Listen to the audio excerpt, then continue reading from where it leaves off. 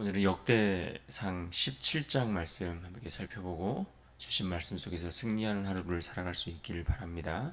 지난 시간 다루었던 역대상 16장 말씀을 기억하시죠?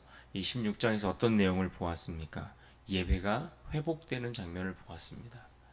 하나님의 언약궤, 여호와의 언약궤, 그 법궤가 예루살렘으로 이제 완전히 잘 들어오게 되고, 그렇게 모셔드리고 나서 하나님의 인자하심과 선하심을 찬양하며 하나님을 예배하는 그러한 예배의 회복의 장면, 이것을 우리가 볼 수 있었습니다. 그 예배는 너무나 감격적이었고, 이 예배는 어느 특정인들만을 위한 예배가 아니라 모든 백성들이 함께 누리고 참여하는 그러한 예배였습니다.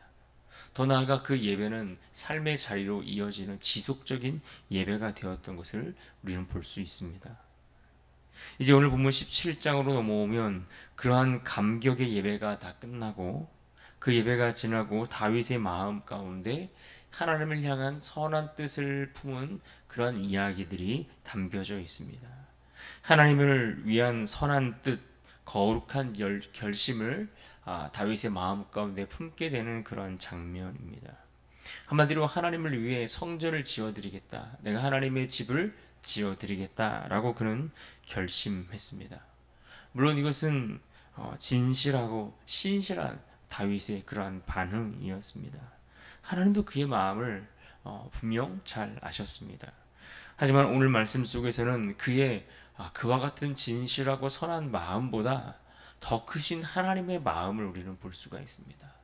다윗이 너무나 좋은 선한 의도에 너무나 귀중한 거룩한 결심을 하나님 앞에 하고, 이와 같이 내가 하겠습니다라고 결심했지만, 그런 하나님은 그보다 더 크고 깊은 하나님 아버지의 마음을 우리에게 보여주십니다.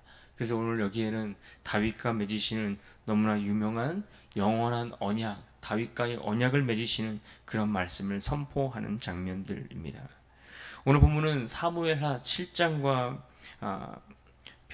병행되는 그러한 본문이죠. 그래서 우리가 주로 사무엘하 7장 말씀을 주로 기억하고 또 그 말씀들을 중심으로 해서 많이 보았는데, 오늘은 우리가 그 병행 본문이 역대상 17장의 말씀을 살펴봅니다. 다른 차이는 역시 이 말씀이 선포될 당시에 그 말씀을 들었던 대상자들이 누구인가, 포로에서 돌아와서 그 회복의 그런 기로에 서 있는 신앙 백성, 신앙인으로서의 어떤 그 공동체의 정체성을 회복하고 하나님을 섬기는 그 신앙을 다시 회복해가는 그러한 자리에 있는 이들에게 선포되었다라는 그런 관점에서 보시면 됩니다. 오늘 본문 1절로 들어가겠습니다. 1절에 보시면 이렇게 시작합니다. 다윗이 그의 궁전에 거주할 때에 다윗이 선지자 나단에게 이르되 나는 백향목궁에 거주하거늘 여호와의 언약궤는 휘장 아래에 있도다. 다윗이 이처럼 자기가 머물러 있는 아름다운 그런 궁전에 비해서 하나님의 언약궤가 이 휘장 아래, 그 천막 아래 놓여 있는 것을 생각하면서 하나님을 위해서 하나님의 집을, 하나님의 성전을 짓고 싶다라고 그렇게 생각을 한 것입니다. 또 2절 말씀해 보시면 나단 선지자도 처음에는 당신의 있는 바를 모두 행하소서라고 이야기할 정도로 그가 원하는, 그가 바라는 결심에 대해서 같은 마음을 갖게 되었습니다. 그러나 이어지는 3절 이하의 말씀에 보시면 하나님의 생각은 그와 같지 않았습니다. 달랐다는 겁니다. 하나님은 나단에게 나타나셔서 다윗의 계획을 중단하도록 하셨습니다. 그가 하나님을 위하여 집을 짓고자 했던, 성전을 짓고자 했던 그의 계획을 멈추게 하셨다라는 것입니다.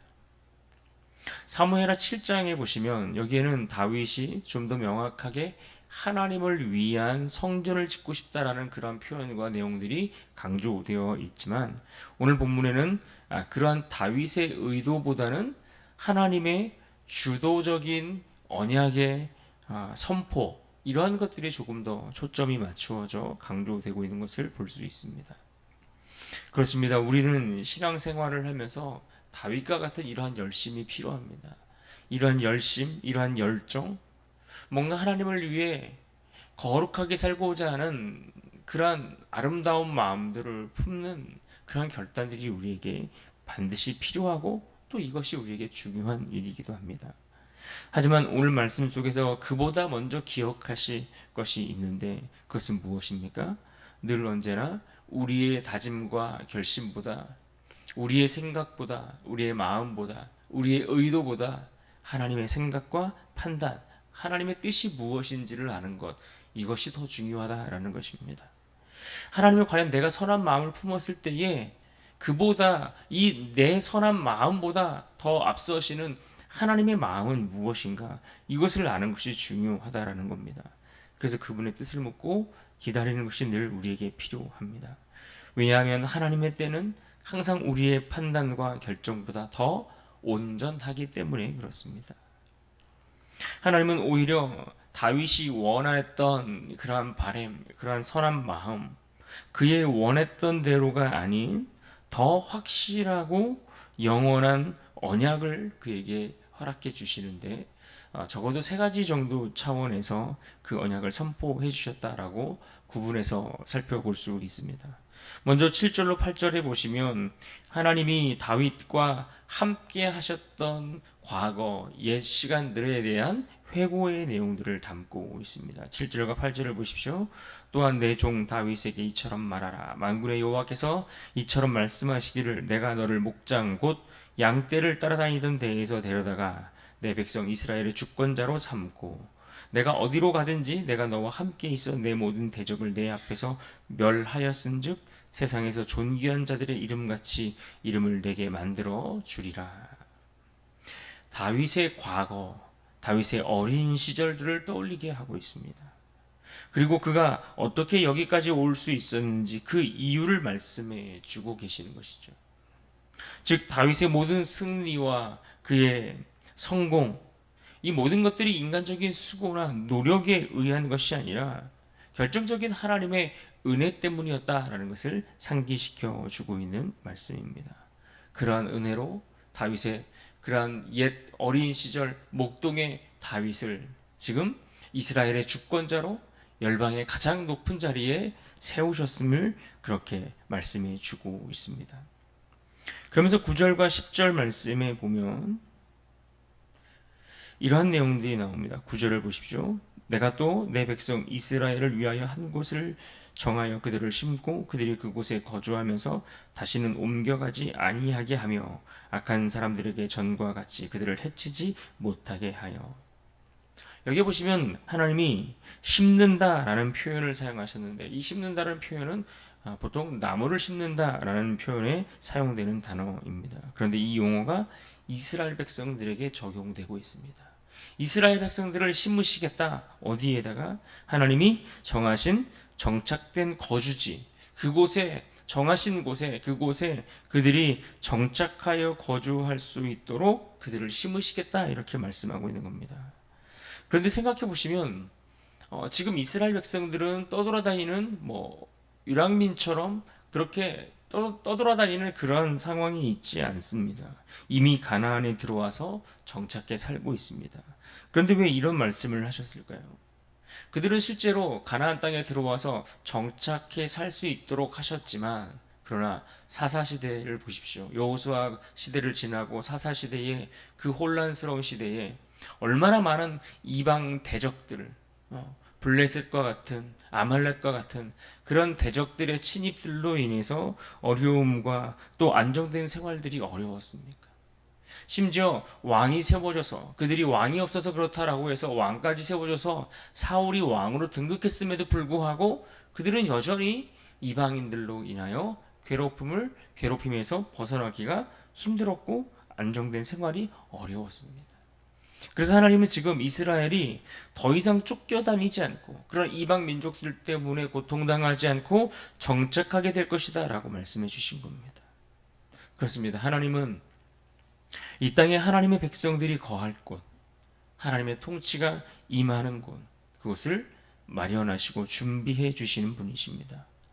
특별히 다시 옮겨가지 아니하시겠고라고 선포하신 이 말씀은 이스라엘 백성들 가운데 주실 하나님의 평안을 약속하신 말씀입니다.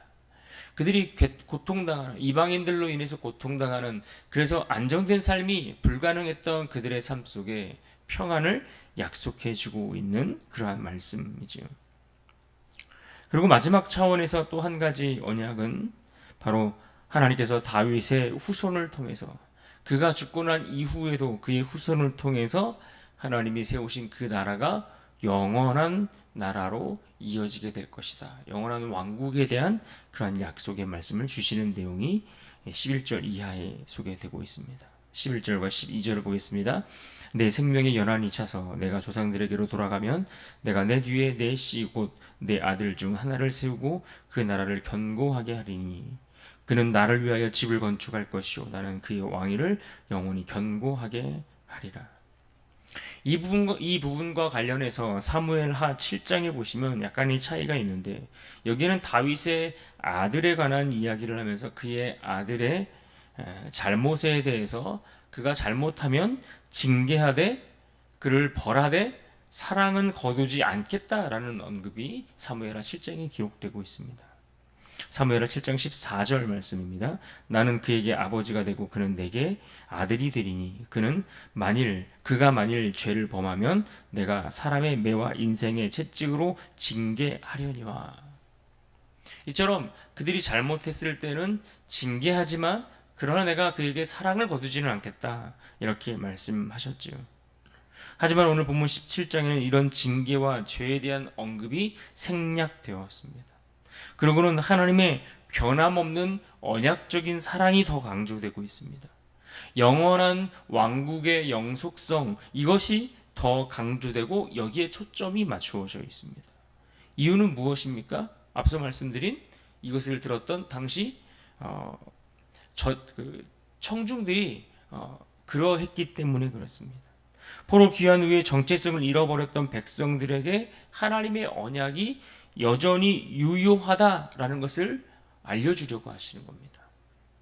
우리가 실패했어도 그 실패가 하나님의 실패를 이야기하는 것이 아니다라는 것을 강조해 주는 것이죠. 그래서 희망과 소망의 메시지를 전해주기 위해서 이와 같은 말씀들을 더 강조해 주고 있는 겁니다. 그렇습니다. 하나님은 우리의 실패에도 불구하고 여전히 하나님이 정하신 바, 하나님이 약속하신 바를 기억하시고 그 언약을 이루어 가시는 분이십니다. 우리가 나약해서 다 망한 것 같고 다 끝난 것 같지만, 그러나 하나님이 우리의 하나님이 되신다는 것은 여전히 우리에게 소망이 있다는 것을 의미하는 겁니다. 그러므로 우리의 소망의 기준은 내가 아니라는 이야기죠. 소망의 기준은 내 지금의 형편, 내 상황, 내 문제, 내 환경, 내 배경, 이것이 내 소망의 기준이 아니라, 내 환경이 아니라 나를 이끄시는 하나님, 오늘도 우리에게 약속하시고 그 약속을 성취해 가시는 그 하나님의 신실하심, 이것이 나의 소망의 기준이 되는 줄로 믿습니다. 이와 같은 하나님의 언약의 말씀들이 선포되었습니다. 그리고 이 선포된 말씀에 대해서 이제 16절 이하에 기록되는 마지막 단락까지의 말씀은 하나님의 이러한 놀라운 언약 말씀으로 인한 다윗의 반응이 담겨 있는 말씀들입니다. 다윗이 어떻게 선지자 나단의 이야기를 듣고 반응했습니까? 본문 16절을 보십시오. 다윗 왕이 여호와 앞에 들어가 앉아서 이르되 여호와 하나님이여 나는 누구이오며 내 집은 무엇이기에 나에게 이에 이르게 하셨나이까. 다윗은 지금 하나님의 언약 앞에 자기 중심이 아닌 하나님 중심의 기도로 반응하고 나아가는 것을 볼 수 있습니다. 그래서 그는 먼저 자신의 초라함을 고백합니다. 하나님, 나는 이렇게 부족하고 연약한 자인데 어찌하여 나에게 이렇게 큰 은혜를 주십니까? 그러면서 하나님의 영광과 명성이 더 드러나기를 간구하고 있는 겁니다. 그러면서 더 나아가 하나님의 말씀대로, 하나님이 정하신 대로 이루어지기를 소원합니다 라고 그는 기도하고 있습니다. 여러분, 이것이 지금 다윗의 내면을 들여다볼 수 있는 부분들입니다. 그의 내면은 지금 하나님 앞에 겸손과 또 주신 말씀에 대한 확신 사이에서 정말 그야말로 흔들림 없는, 그러한 흔들림 없이 서 있는 모습들을 볼 수가 있습니다. 이는 우리의 기도가 이와 같아야 함을 우리는 또한 배워야 합니다. 우리는 마치 하나님 앞에 내가 무엇을 할 수 있느냐 그렇게 반응할 때 있습니다. 할 때가 있습니다. 하나님, 제가 이렇게 하고 내가 사업을 통해서 이것도 하고 제가 지금 준비하는 이 일을 통해서 무엇도 하고 또 교회에서 섬기면서 제가 이렇게 하나님도 섬기겠습니다 라고 내가 하나님 앞에 무엇을 할 수 있느냐 우리가 반응할 때가 많이 있지만, 하나님 내가 하겠습니다라는 이런 반응도 필요하지만 그보다 더 중요한 것은 하나님 말씀대로 이루소서. 하나님, 나는 주님 앞에 초라하지만 그러나 하나님이 나를 사용하시면 제가 쓰임 받을 수 있습니다. 하나님 뜻하시면 제가 그 말씀 앞에 순종하겠습니다. 하나님 말씀대로 이루어지길 원합니다. 이런 기도가 우리에게 더 필요하다라는 것을 우리는 먼저 기억하면 좋겠습니다. 왜 그렇겠습니까?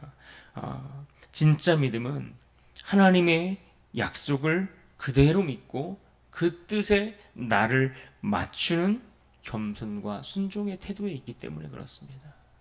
내가 원하는 것을 하나님 앞에 구해서 얻는 것이 진짜 믿음이 아니라, 진짜 믿음은 하나님이 약속하신 것을 그대로 믿고 거기에 나를 맞춰 살아가는 것이죠.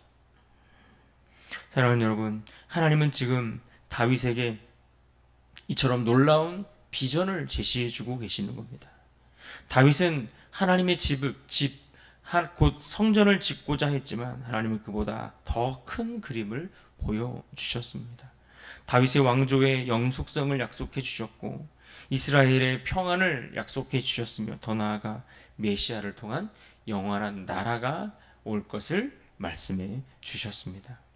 이 약속은 오늘 우리에게도 유효합니다. 왜 그렇습니까? 이 언약은 예수 그리스도를 통해 완성되었고 우리가 그 은혜로 인해 하나님의 자녀가 되었고 하나님의 백성으로서 오늘 이곳에 머물러 있기 때문에 그렇습니다. 그러므로 우리가 기도할 때에 23절의 말씀처럼 기도해야 합니다. 여호와여, 이제 주의 종과 그의 집에 대하여 말씀하신 것을 영원히 견고하게 하시며 말씀하신 대로 행하사. 하나님의 약속은 무너지지 않기 때문입니다. 그 언약 위에 삶을 세우는 자가 참된 예배자요 믿음의 사람이기 때문에 그렇습니다. 그러므로 오늘 우리가 기억할 말씀, 본문 23절의 말씀을 우리가 다시 한번 같이 읽고 이 말씀으로 인하여 승리하고 붙들 수 있기를 바랍니다. 다시 한번 23절 말씀 같이 읽겠습니다. 시작. 여호와여, 이제 주의 종과 그의 집에 대하여 말씀하신 것을 영원히 견고하게 하시며 말씀하신 대로 행하사. 아멘. 오늘 하루를 살아갈 때 이 말씀을 붙들고 이 고백의 말씀이 오늘 우리 입에서도 고백되고 터져나오는 그런 복된 인생 될 수 있기를 주님의 이름으로 축복합니다.